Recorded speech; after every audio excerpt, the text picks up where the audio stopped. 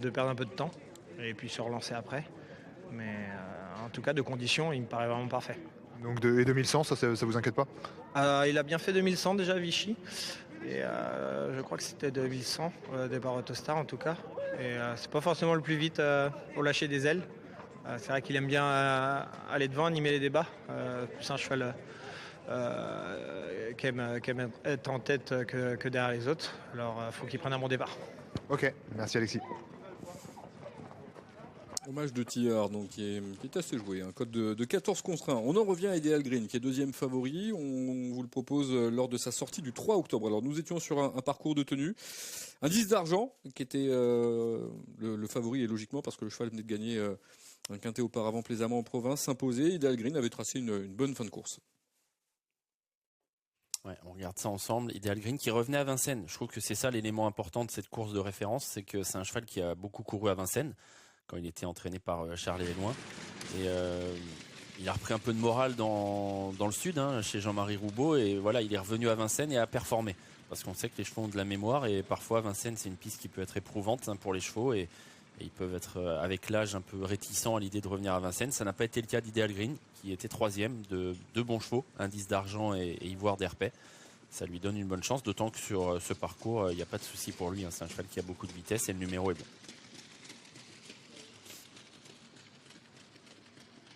Alors Ideal Green, Benjamin Rochard, on a dit quelques mots un petit peu plus tôt, alors que là vous voyez Impartial s'échauffer, on réécoute Benjamin Rochard. Enfin, après je vous laisse tranquille, Ideal Green dans le quintet.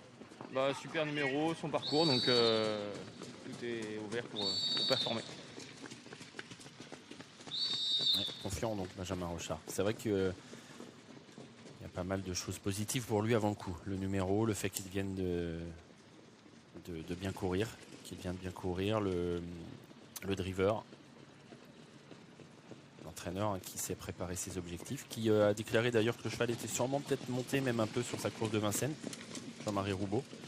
Voilà, donc pas mal de choses positives. Est-ce que ça suffira pour gagner? Il faudra aussi le bon parcours, c'est sûr.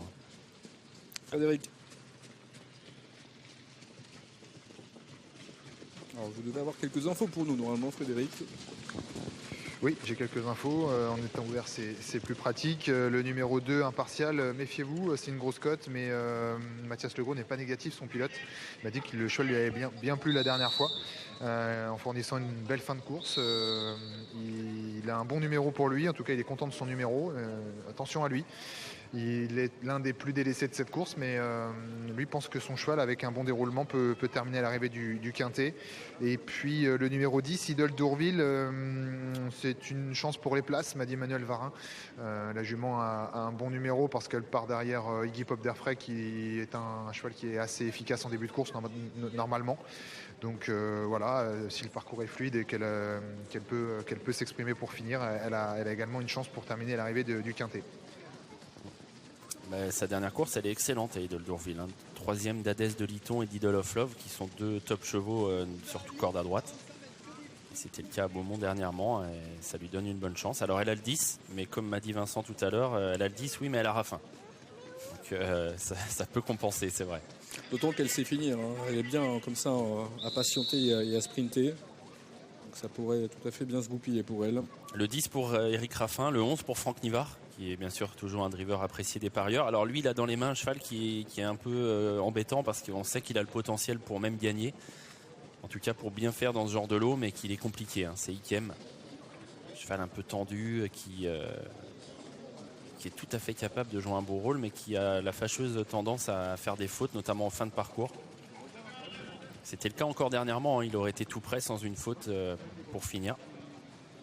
Dans un bon jour, Ikem pourrait même vraiment jouer la victoire, mais est-ce qu'il va rester sage, c'est la question. Ouais, c'est vraiment le problème avec lui, mais même quand il est disqualifié, le cheval montre quasiment quelque chose à chaque fois, donc je dis bien qu'un jour ça va finir par aller. Ikem, bien sûr, c'est la casaque de Franck Leblanc et ça lui permet d'avoir une pensée pour lui, pour tout son entourage. Une nouvelle fois, Kevin qui se retrouve aux manettes, qui gérait déjà depuis un petit moment une partie du travail et à qui on souhaite bien sûr le meilleur pour la suite là, qui s'annonce. Oui, la symbolique serait très belle s'il venait à remporter ce quintet IKM. Les chevaux sont en train de se positionner. Quintet donc qui va partir maintenant, 2100 mètres. Hermès de Guèze fait des bêtises même à l'autostart. Au galop, effectivement. Ouais, pour l'instant, il est au galop numéro 12, Hermès de Guèze. Est-ce que Nicolas Bazir va réussir à le remettre? Oui, pour l'instant, il l'a remis. Hermès de Guèze remis au trot. Idole Jaïri un peu en retrait. On reprend In Love Réglisse également avec son numéro 9. Iron du Gers lui suit les dos et va bien partir, semble-t-il.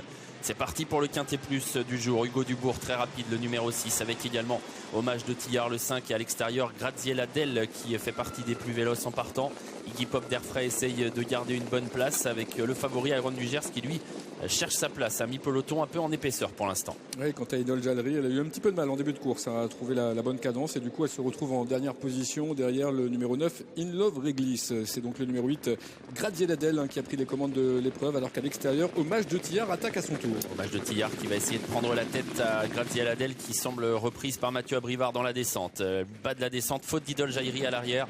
Idole Jaïri qui est au galop, qui va perdre toute chance. Et c'est donc Hommage de Tillard qui se rapprochait mais qui est au galop à son tour.